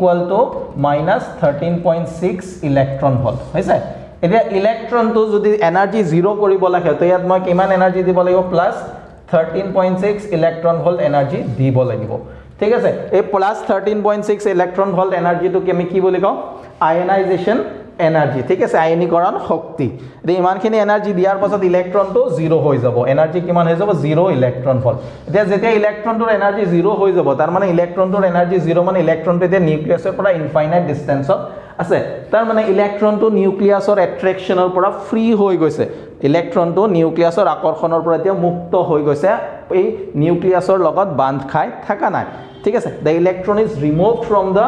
nucleus of the electron or we can say that the electron is at infinite distance at this state the electron energy of the electron becomes 0 and the electron remains stationary or electrons comes at rest the electron এতিয়া ৰেষ্টত আহি যাব স্থিতিশীল অৱস্থাত আহি যাব ইলেক্ট্ৰনটোৰ মুঠ শক্তিৰ মান কিমান হ'ব শূন্য হ'ব সো এটো তোমালোকৰ এনসিআৰটি কিতাপখনত যেটো তোমালোকৰ বোৰ্স এটমিক মডেল এনাৰ্জিৰ কথা কৈছে তাত একদম লাষ্টত যদি তোমালোকে চোৱা তাত তোমালোকে পাই যাবা এনাৰ্জি লেভেলস বুলি তোমালোকৰ যেটো ডায়াগ্ৰাম ড্ৰ কৰা আছে এই ডায়াগ্ৰামটোৰ একদম লাষ্টত তোমালোকে পাই যাবা লেখা আছে this is the energy of the atom with the electron is completely removed from the nucleus and is at rest ঠিক আছে তো এইটো হৈছে ইলেক্ট্ৰনটোৰ এনেকুৱা এটা যেটো শক্তিত ইলেক্ট্ৰনটো নিউক্লিয়াছৰ পৰা সম্পূৰ্ণভাৱে আতৰি গুচি যাব আৰু ইলেক্ট্ৰনটো এতিয়া স্থিতিশীল অৱস্থাত আহি যাব ঠিক আছে এটো ওকে তো তাৰ পাছত আমাৰ পিএন জংশন ডায়োডৰ কথা কৈছে হাফ ওয়েভ ৰেক্টিফায়াৰ তো হাফ ওয়েভ ৰেক্টিফায়াৰটো আমি পঢ়িলো সাৰ্কিট ডায়াগ্ৰাম ড্ৰ কৰিব কৈছে তাৰপিছত 3A নম্বৰৰ কোৱেশ্চনটো যেটো আছে এটোক আমাক কি কৈছে এটা ইলেক্ট্ৰিক ডাইপোলৰ কথা কৈছে what is an electric dipole তো আমি জানো what is an electric dipole Two equal and opposite charges separated by a small distance is called an electric dipole. দুটা সমান আৰু বিপৰীতধৰ্মী আধান যদি আমি এক নিৰ্দিষ্ট দূৰত্ব দুটা সমান আৰু বিপৰীতধৰ্মী আধান যদি এক নিৰ্দিষ্ট দূৰত্বৰ দ্বাৰা পৃথক হৈ থাকে তাক আমি বৈদ্যুতিক দ্বিমেৰু বুলি কওঁ এতিয়া আমাক কোৱেশ্চন এটা দিছে calculate the magnitude of the torque calculate কৰিব দিছে যত আমাক দিয়া আছে an electric dipole with dipole moment electric dipole বা বৈদ্যুতিক দ্বিমেৰুৰ ডাইপোল মোমেন্ট দিয়া আছে p = কিমান কি আছে 4 × 10 to the power -9 cm এটো cm to centimeter নহয় তে coulomb metre are aligned at an angle theta value দিয়া আছে 30 degree with an electric field with the direction of a uniform electric field of magnitude 5 electric field or magnitude দিয়া আছে 5 × 10 to the power 4 Newton per coulomb যে electric ফিল্ডৰ লগত কিমান angle কৰিছে 30 degree তো ইয়াত সিম্পল আমি টৰ্কৰ formula torque = PE sin theta এটো ফৰ্মুলা পুট কৰি দিলে আমাৰ আনসাৰটো আহি যাব ঠিক আছে sin 30 ডিগ্ৰী হ'ব p ৰ ভ্যালু দিয়া আছে e ৰ ভ্যালু দিয়া আছে তো এটো আনসাৰটো তোমালোকে কৰিব পাৰিবা তাৰপিছত এনাৰ্জি স্টোৰড ইন এন ইন্ডাক্টৰ দিয়া আছে হাফ অফ CV স্কয়াৰ তো তোমালোকে এবাৰ এনাৰ্জি স্টোৰড ইন এ কেপাসিটৰ এটো আমাক প্ৰুফ কৰিব দিছে হাফ অফ CV স্কয়াৰ তো তোমালোকে এনাৰ্জি স্টোৰড ইন এন ইন্ডাক্টৰ যেটো হয় হাফ অফ LI স্কয়াৰ তো তোমালোকে এবাৰ এটো চাবা So Wheatstone bridgeৰ কথা কৈছে যেটো তোমালোকে জানা establish the mathematical form of it এতিয়া কিবা এনেকৈ দিয়ে question to establish the mathematical form of Wheatstone bridge using Kirchhoff's law তো তোমালোকে যেটো Wheatstone bridgeৰ যেনেকৈ প্ৰুফ কৰা হেতু প্ৰুফ কৰি হল তাত আমি Kirchhoff's law ইউজ কৰো এক্সট্ৰা বেলেগ বহুত বেলেগ একো বস্তু নহয় এবাৰ কেতিয়াবা এটা ষ্টুডেণ্টে মোক সুধিছিলে যে হুইষ্টন ব্ৰিজৰ প্ৰিন্সিপলটো কি তো হুইষ্টন ব্ৰিজৰ প্ৰিন্সিপল নহয় সৰি মিটাৰ ব্ৰিজৰ প্ৰিন্সিপলটোৰ কথা সুধিছে তো মিটাৰ ব্ৰিজৰ প্ৰিন্সিপল হ'ব আমাৰ হুইষ্টন ব্ৰিজ তাৰপিছত এটা ষ্টুডেণ্টে এনেকৈ সুধিছে যে গেলভেনোমিটাৰ প্ৰিন্সিপল কি হ'ব ঠিক আছে কোনজন ষ্টুডেণ্টৰ নামটো মোৰ একজেক্ট মনত নাই তো গেলভেনোমিটাৰ প্ৰিন্সিপলটো কি হ'ব যে when we place a current carrying loop in a magnetic coil it experiences a torque this is the principle of moving coil galvanometer ঠিক আছে যে যেতিয়া আমি প্ৰবাহ চালিত কুণ্ডলী এটা চুম্বক ক্ষেত্ৰত স্থাপন কৰোঁ তেতিয়া তাৰ ওপৰত এটা টৰ্ক প্ৰয়োগ হয় হেতু হৈছে চল কুণ্ডলী গেলভেনোমিটাৰৰ মূল নীতি হৈছে তাৰ পিছত আমাক কৈছে you are given n resistors each of value r how will you combine মানে কে নম্বৰ কোৱেশ্চনটো 3 ৰ বি ৰ 2 নম্বৰ কোৱেশ্চনটো অৰ কোৱেশ্চনটো যেটো আছে You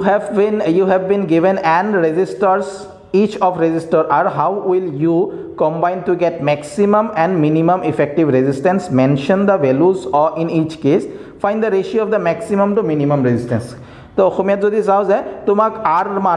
মানৰ এনটা ৰোধক দিয়া হৈছে সৰ্বোচ্চ আৰু সৰ্বনিম্ন ৰোধ পাবলৈ ৰোধ কেটা কি দৰে সংযোগ কৰিবা দুইটা ক্ষেত্ৰত পোৱা ৰোধৰ মান উল্লেখ কৰিবা সৰ্বোচ্চ আৰু সৰ্বনিম্ন ৰোধৰ অনুপাত নিৰ্ণয় কৰা যদি আমাৰ তাত এনটা ৰেজিষ্টৰ আছে যেতিয়া আমি ৰেজিষ্টৰ কেইটা সিৰিজত লগাম তেতিয়া ম্যাক্সিমাম ভ্যালু পাম আৰু যেতিয়া প্যাৰালেলি লগাম তেতিয়া মিনিমাম ভ্যালু পাম ঠিক আছে তো আৰ ম্যাক্স সিৰিজত যেতিয়া আমি এনটা ৰেজিস্ট্যান্স লম গটেকেইটা যোগ হ'ব তো আনসাৰটো হ'ব আমাৰ n * r আৰু r min তেতিয়া আমি কেনেকৈ পাম প্যাৰালেলত বা সমান্তৰাল সজ্জাত আমি মিনিমাম ৰেজিস্ট্যান্স পাম যাৰ ভ্যালুটো কিমান হ'ব r by n এতিয়া যদি মই r max by r min ৰ ৰেশিও লও r max by r min ৰেশিও যদি ওলাও তো n * r divide by r by n তো r ক্যান্সেল কৰি হৈ যাব n স্কয়াৰ তো আনসাৰটো আমাৰ এটো হ'ব হৈছে তাৰপিছত কিছে two long and parallel straight conductor a and b carrying currents 8 ampere তাৰ মানে আমাৰ কে নম্বৰ কোৱেশ্চনটো হ'ব এটা 3C ৰ এক নম্বৰ কোৱেশ্চনটো তেনেকৈ দিছে যেটো এক নম্বৰ কোৱেশ্চনটো সেইটো তোমালোকৰ এবাৰ নাই বাৰু গতিকে 3C ৰ এক নম্বৰ কোৱেশ্চনটো নালাগে 3C ৰ 2 নম্বৰ কোৱেশ্চনটো আমাক লাগিব two long and parallel straight conductors A and B carrying currents 8 ampere and 5 ampere in the same direction AB are separated by a distance 4 cm calculate the force on a 10 cm portion of A so 3C ৰ 2 number এটো direct ফৰ্মুলাৰ question আছে এটকা দুটা প্যাৰালেল conductor আছে এটাৰ মাজেৰে current flow হৈ আছে 8 এম্পিয়াৰ আৰু এটাৰ মাজেৰে কাৰেন্ট ফ্লো হৈ আছে 5 এম্পিয়াৰ ঠিক আছে দুইটা সেম ডাইৰেকশনত কাৰেন্ট ফ্লো হৈ আছে আৰু হেতৰ মাজৰ ডিসটেন্স দিয়া আছে 4 সেন্টিমিটাৰ এতিয়া কৈছে যে এ পৰিবাহী ডালৰ 10 সেন্টিমিটাৰ দৈৰ্ঘ্যত এই যেটো আমাৰ এ কণ্ডাক্টৰ এটা সাপোজ বি কণ্ডাক্টৰ ইয়াৰ কিমান লেন্থত L equal to 10 centimeter length কিমানখিনি ফোৰ্স এপ্লাই হ'ব তো তোমালোকৰ এটা কাম হল জাস্ট লেজিটা লেন্থ আমাক CGS ত দিয়া আছে এটো CGS ত দিয়া আছে এটো মিটাৰত কনভাৰ্ট কৰি লব যেটো হ'ব 0.04 আৰু এটো কৰিলে 0.10 মিটাৰ লেন্থত কনভাৰ্ট কৰি ললা এটা ফোৰ্স বিটুইন টু প্যাৰালেল কাৰেন্ট ক্যাৰিং কন্ডাক্টৰস আছে যেটা সমান্তৰাল প্ৰবাহ চালিত পৰিবাহীৰ মাজত ক্ৰিয়া কৰা যেটো বল তাৰ বল ঠিক আছে তো ফৰ্মুলাটো কেনেকুৱা হয় mu naught I1 I2 into L divided by 2 pi r যত এটো হল আমাৰ r ৰ ভ্যালু আমাক কিমান দিছে দুইটাৰ মাজৰ ডিসটেন্স 0.04 এইটো লেন্থৰ ভ্যালু আমাক কিমান দি আছে 10 সেন্টিমিটাৰ তাৰ মানে 0.01 এটা কাৰেন্টৰ ভ্যালু 8 এম্পিয়াৰ এটা কাৰেন্টৰ value 5 ampere mu Notre value আমি জানো অলপ আগত কৰিছো পাই ৰ ভ্যালু আমি জানো তো ইয়াৰ পৰা আমি কোৱেশ্চনটো সলভ মানে গোটেখিনি ভ্যালু পুট কৰি সলভ কৰি দিলে তোমালোকৰ আনসাৰটো আহি যাব হৈছে তাৰ পিছত আমি 3 D নম্বৰৰ কোৱেশ্চনত যদি যাও describe anyone আচ্ছা D এক নম্বৰ কোৱেশ্চনটো কি কৈছে describe anyone experiment where generation of induced EMF can be clearly demonstrated তো এনেকুৱা এটা এক্সপেৰিমেন্ট ডেসক্ৰাইব কৰিব কৈছে যত আবিষ্ট বিদ্যুৎ চালক বলৰ উদ্ভৱ হোৱাটো স্পষ্টকৈ দেখুৱাব পাৰে যিকোনো এটা পৰীক্ষা ব্যাখ্যা কৰা ঠিক আছে তো তোমালোকে তাৰ কাৰণে ফেৰাডেজ এক্সপেৰিমেন্ট যি দুটা আছে না ফেৰাডেজ এক্সপেৰিমেন্ট আমাৰ কিতাপত আছে ফেৰাডে দুটা এক্সপেৰিমেন্ট কৰিছিল এক্সপেৰিমেন্ট দুটা লিখা আছে এই এক্সপেৰিমেন্ট কেটা উইথ ডায়াগ্ৰাম অলপ মোটামুটিকে বহুত বেছি ডাঙৰকে লিখিব নালাগে তোমালোকে লিখি দিব পাৰা যিকোনো এটা এক্সপেৰিমেন্ট ঠিক আছে তাৰপিছত ইডি কাৰেন্ট যেটো আমাৰ এবাৰ টপিকত নাই গতিকে এটো আমি নপঢ়ো আৰু এসি জেনাৰেটৰ এসি মটৰ এইকেইটা তোমালোকে ডায়াগ্ৰাম কেইটা ড্ৰ কৰিবা আৰু ওয়াৰ্কিং খিনি চাবা ঠিক আছে ওয়াৰ্কিং তোমালোকে চাবা এসি মটৰ আৰু এসি ডায়াগ্ৰামৰ তাৰপিছত আমাৰ 2 ডিৰ 2 নম্বৰ কোৱেশ্চনটো যেটো কৈছে সৰি 3 ডিৰ 2 নম্বৰ কোৱেশ্চন তাতে নিউমাৰিকেল এটা দিছে 3 ডিৰ 2 নম্বৰ কোৱেশ্চন তো 3 2 নম্বৰ কোৱেশ্চনটো তোমালোকে কোৱেশ্চনটো এবাৰ পঢ়া কোৱেশ্চনটোত কি কৈছে a long solenoid having turned 15 turns per centimeter has a small loop of area 2 square centimeter placed inside the solenoid normal to its axis. If the change of current in the solenoid is 2 ampere in 0.1 second, find the induced EMF in the loop. কৈছে যে প্ৰতি সেন্টিমিটাৰত 15 পাকযুক্ত দীঘল কুণ্ডলী এটাৰ ভিতৰত 2 square centimetre ক্ষেত্ৰফলৰ সৰু কুণ্ডলী এটা কুণ্ডলীটোৰ অক্ষৰ লম্বভাৱে স্থাপন কৰা হৈছে যদি কুণ্ডলীটোত 0.1 সেকেন্ডত প্ৰবাহৰ পৰিৱৰ্তন 2 এম্পিয়াৰ হয় ডাঙৰ কুণ্ডলীটোৰ ভিতৰত থকা সৰু কুণ্ডলীটোত আবিষ্ট বিদ্যুৎ চালক বল নিৰ্ণয় কৰিব লাগে এটা সাপোজ ডাঙৰ কুণ্ডলী এটা এটো আছে যেটো আমাক সলেনয়েডৰ কথা কৈছে তাৰ ভিতৰত এটা সৰু এটো ইয়াৰ এক্সিস এটো ইয়াৰ অক্ষ এই অক্ষৰ লম্ব হবে তাৰ মানে এনেকুৱাকে ঠিক আছে এটা সলেনয়েডৰ ভিতৰত আৰু এটা সৰু সলেনয়েড আছে যাৰ এৰিয়া আমাক দিয়া আছে এই সলেনয়েডৰ এৰিয়া আমাক দি আছে এৰিয়া কোৱেশ্চনটোত আমাক কিমান বুলি কৈছে যে এৰিয়া আমাক কিমান দিছে 2 স্কয়াৰ সেন্টিমিটাৰ বা 2 সেন্টিমিটাৰ স্কয়াৰ হা এটোক যদি মই মিটাৰ স্কয়াৰত নিব লাগে তেতিয়া মই কিমান মাল্টিপ্লাই কৰিব 2 * 10 to the power -4 metre square হৈছে তো ইমান মিটাৰ স্কয়াৰ হ'ব এতিয়া কুণ্ডলীটোত এতিয়া ডাঙৰ কুণ্ডলীটো যেটো আছে ডাঙৰ যেটো আমাৰ সলেনয়েডটো আছে তাত যেটো কাৰেন্টৰ চেঞ্জ হেতু কিমান আছে 2 ampere in 0.1 second find the induced EMF তো ই ইনডিউসড টো লাভ দিছে ই ইনডিউসড যেহেতু আমি ভ্যালু লাভ লাগে তো আমি মাইনাস টু ইয়াত ইনক্লুড নকৰো ই ইনডিউস = কিমান হ'ব d∅/dt এতিয়া phi = মই কি লিখিব পাৰিম চোৱা সলেনয়েডৰ ভিতৰত এটা ম্যাগনেটিক ফিল্ড প্ৰডিউস হ'ব b = কিমান হয় mu naught n I ঠিক আছে সলেনয়েডত ম্যাগনেটিক ফিল্ড কিমান হয় mu naught n I where n is the number of turns per unit length ঠিক আছে এতিয়া যেটো b এটো হয় তো ফ্লাক্সৰ ভ্যালু কিমান হয় সলেনয়েডৰ ভিতৰত যেটো ফ্লাক্স হ'ব এই ম্যাগনেটিক ফিল্ড এনেকৈ লাইন পাৰপেন্ডিকুলাৰলি আছে তো ফ্লাক্স তো ইয়াৰ এৰিয়াটোৰ কি হ'ব নৰমাল মানে ম্যাগনেটিক ফিল্ড লাইনস বুৰ ইয়াৰ এৰিয়াটোৰ কি হ'ব নৰমাল তো ফ্লাক্সৰ ভ্যালু সিম্পল কিমান হ'ব b * a ঠিক আছে ইয়াত যেহেতু আমি কাৰেন্টৰ যদি কাৰেন্টটো ইনক্লুড কৰো তো b ৰ ভ্যালুটো বহাই দিলে mu naught n I a যেহেতু ইয়াত কারেন্ট চেঞ্জ হৈছে যেতিয়া মই d phi ওলাম তো ইয়াত কি হ'ব mu naught n a এটো হৈ যাব I2 - I1 ঠিক আছে এটো কিমান হৈ যাব I2 - 1 বা ইয়াক আমি সিম্পল কি লিখিব পাৰি di যে ইয়াত বেলেগটোন এৰিয়া চেঞ্জ নহয় n ৰ ভ্যালু চেঞ্জ হয় mu naught চেঞ্জ হয় কাৰেন্টটো চেঞ্জ হৈছে তো d phi ৰ ভ্যালু কি লিখো mu naught n a এই I টোৰ জায়গাত কি হৈ যাব di তো d phi টোৰ ভ্যালু মই এটো লিখিব পাৰি mu naught n a into di by তলত dt so mu naught n a di by dt তে di আমাক দিয়া আছে যে কাৰেন্টৰ চেঞ্জ কিমান হয় 2 এম্পিয়াৰ টাইমও আমাক দিয়া আছে কিমান টাইমত dt ৰ ভ্যালু হ'ব 0.1 সেকেন্ড mu naught আমি জানো n ৰ ভ্যালু আমাক কোৱেশ্চনত দিয়া আছে 15 টাৰ্নস 15 বুলি কৈছে এৰিয়াৰ এটো হ'ব di ৰ ভ্যালু হ'ব 2 এম্পিয়াৰ এটোৰ ভ্যালু হ'ব 0.1 সেকেন্ড ভ্যালু খিনি পুট কৰা আনসাৰ আহি যাব ঠিক আছে তাৰ পিছত আমাৰ 3 G এটা কোৱেশ্চন দিছে the threshold frequency of a certain metal is 3.3 into 10 to the power 14 hertz if a light of frequency 8.2 into 10 to the power 14 hertz is incident on that particular metal calculate the cutoff voltage for photoelectric emission cutoff voltage ঠিক আছে যেটো আমি অসমীয়াত কি প্ৰতিবন্ধ বিভৱ তো ইয়াত আমি আইনষ্টাইনস photoelectric equation যেটো আছে হেতু এপ্লাই কৰিম ঠিক আছে তো আমাক ইয়াত G নম্বৰ ঠিক আছে 3 G নম্বৰ কোৱেশ্চনটো threshold frequency দিয়া আছে যেটো আমি নিউ নট বুলি কও প্ৰাৰম্ভিক কম্পনাঙ্ক যেটো ভ্যালু কিমান দি আছে 3.3 into 10 to the power 14 hertz আৰু যেটো ইনসিডেন্ট ফ্ৰিকুৱেন্সি আপতিত কম্পনাঙ্কৰ ভ্যালু দি আছে 8.2 into 10 to the power 14 hertz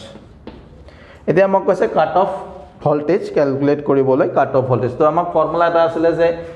h nu যেটো ইনসিডেন্ট হ'ব তার এটা ওয়ার্ক ফাংশন দিছো বাকি খিনি ইয়ার কাইনেটিক এনার্জি ঠিক আছে তো h e = মই লিখিব পাৰো h nu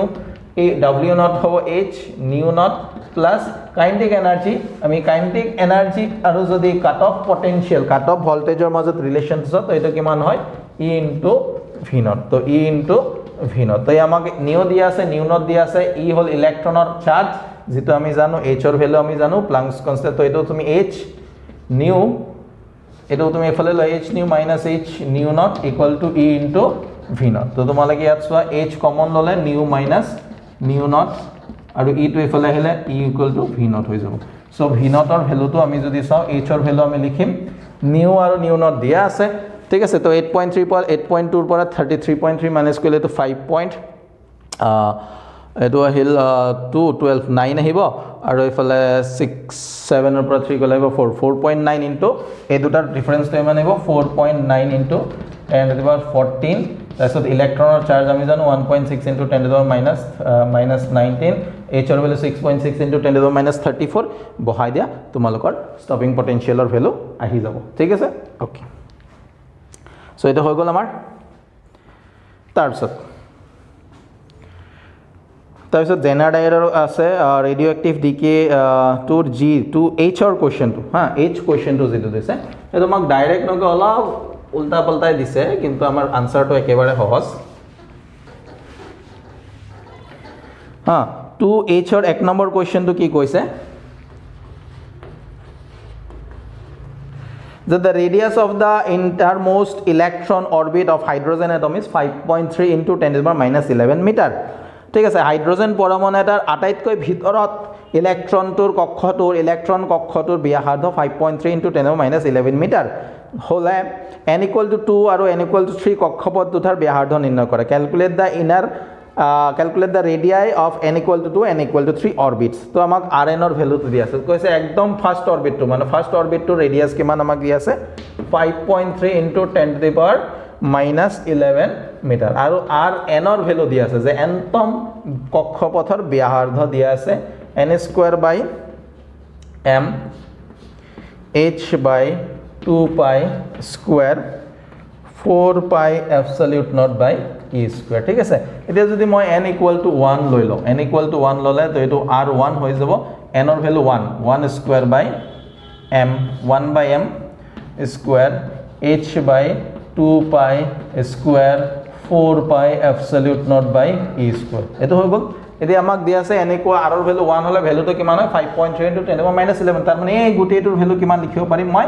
5.3 into 10 to the power minus 11 লিখি দিব পাৰিম ঠিক আছে এতিয়া সো n equal to 2 মানে n equal to 2 ৰ কাৰণে কিমান হ'ব n equal to 2 ৰ কাৰণে যদি আমি ল r equal to যদি r সেকেন্ড অরবিটত ল তো এটো 2 স্কয়ার হ'ব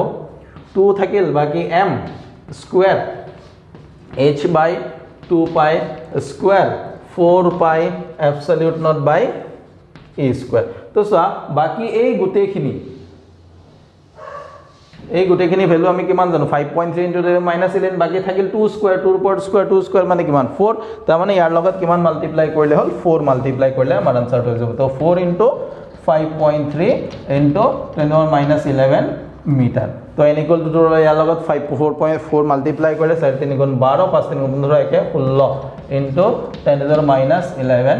মিটার হৈ গল এটা r equal to যদি 3 লাগে তো থার্ড অরবিট যদি লাগে n ৰ ভ্যালু 3 বলা 3 into 3 স্কয়াৰ কৰিলে কিমান হ'ব 9 তাৰ মানে ইয়াৰ লগত কিমান মাল্টিপ্লাই হ'ব 9 মাল্টিপ্লাই হ'ব আনসাৰটো আহি যাব ঠিক আছে ইয়াৰ লগত 9 মাল্টিপ্লাই কৰিবা 3 নম্বৰ অৰবিটৰ ব্যাসাৰ্ধ আমাৰ আহি যাব তাৰপিছত তোমালোকৰ 2 h ৰ যেটো 2 নম্বৰ কোৱেশ্চনটো আছে এটা আমাৰ নাই i নম্বৰ কোৱেশ্চনটো যেটো আছে হেতু আমাৰ নাই ঠিক আছে বাকি 4 নম্বৰ যেকিটা কোৱেশ্চন আছে হেকিটা আমাৰ ডেৰাইভেশনে হয় তো হেখিনি মই এতিয়া ডিসকাস নকৰো ডেৰাইভেশন যেকিটা আছে হেকিটা তোমালোকে পাৰিবা তাৰপিছত একদম লাষ্টৰ যেটো কোৱেশ্চনটো আছে it is the what is the mass energy একদম লাষ্টৰ কোৱেশ্চনটো 4 নম্বৰ একদম লাষ্টৰ কোৱেশ্চনটো c ৰ 2 number question write the mass energy equivalent relationship যেটো আমি জানো e equal to mc square who discovered the relation হেতু আমাৰ কোনে ডিসকভাৰ কৰিছিল আমি জানো আইনষ্টাইনে তাৰপিছত এটা এনাৰ্জি দিয়া আছে হেতুৰ পৰা মাস ইকুইভ্যালেন্ট মাস ক্যালকুলেট কৰিব দিছে তো e equal to mc square